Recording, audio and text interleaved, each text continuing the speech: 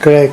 But now you can have a smile on your face after last week, can't you? Yeah, we just had to bounce back quickly, really, and that's exactly what we did. So, nice to get 3 points and score goals, and more importantly, keep a clean sheet as well. I've asked the manager and Danny, how much of that came between the hours of 4:45 and 5:15 last week when you all sat down and you lads were quite open in defence. You held your hands up, didn't you? Yeah, we weren't good enough on the day. We set our standards high from right at the start of the season, and we dropped below them. And if you do drop below them at this level, you get beat.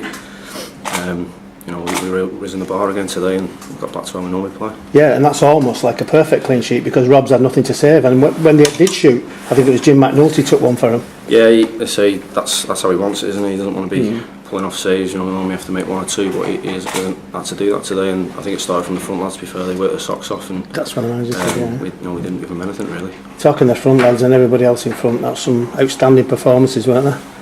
Got goal scorers in the team. I think when Danny Mayer's on it the way he is, he's unplayable at this level. For me, he's out of this world. To be fair, I mean that's a score just similar to last week as well, wasn't it? So he's on a roll now. I think all 3 of his goals have been very similar. He seems to cut inside, and he's got that whip or strike, whichever one he decides to let fire with, really. And so it's been working for him. And let's have the other 2 goals as well. They were both good goals, weren't they? Yeah, good team moves. And I think we had chances to score a few more today as well, which is it's pleasing that we're creating so many chances. But it's nice to take 3 of them. The negatives would say that Portsmouth aren't a great side. The positive, which I tend to look at this way, I think you made them not look as good as they are because they're not doing that badly. No, I wouldn't say there's no great sides in this league. I mean, we fully expected ourselves to beat Exeter last week. The week before they were down there, and it's proven that if you don't turn up on the day, anyone can beat anyone. Yeah. So I think we've made them to look like that today. Really, by our performance being so good. What about your own form? You happy with it in a minute?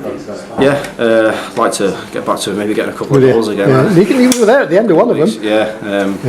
But most importantly, I'm enjoying my football. Actually, talking, are you able to enjoy some ways when you see like Nicky on the ball or Danny Mayer and people like that? Are you concentrating to get so much to help them out?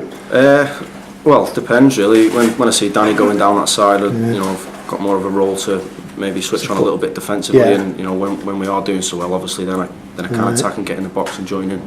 Let's say that Nicky and Danny are ball carriers, so just leave them to it really. Is it great to play on a side like that when you're knocking it about? Yeah, it's lovely. To come from where I've come from with this club to where we are now it's a long way. And if you can't enjoy that, then I don't know what else it's about really. You summed it up perfectly. What will be the icing? Well, the 2 icing on the cake with promotion and possibly getting that Welsh squad.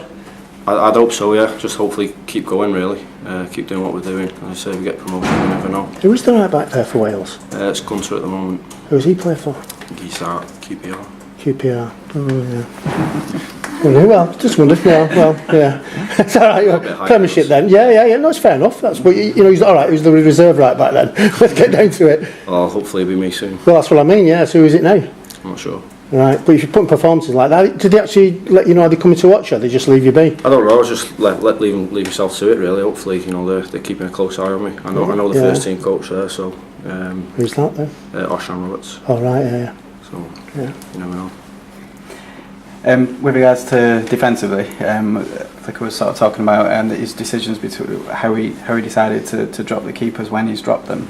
As part of that defensive unit, you must sort of feel duty bound to help each goalkeeper out, each goalkeeper keep his place. I mean, how do you feel when one of them dropped? It's a difficult one really, because obviously we've got 2 very good goalkeepers. So I mean, for the manager, it's a bit of a headache really as to who he wants as his number 1. But I think it's the same as an outfield player. If someone's not quite on it on a particular day, they probably get left out the following week. So I don't see why that can be any different for goalkeepers. And as a unit, I mean, do you share the responsibility with the keeper when they get dropped? I mean, how do you feel? We share it as a whole team. To be fair, I think we've proven that today. The front lads work that hard. It made it quite easy for the back lads, and obviously with them taking chances, it gives us less work to do. Okay, or give the keeper less work to do. Yeah, definitely. Okay.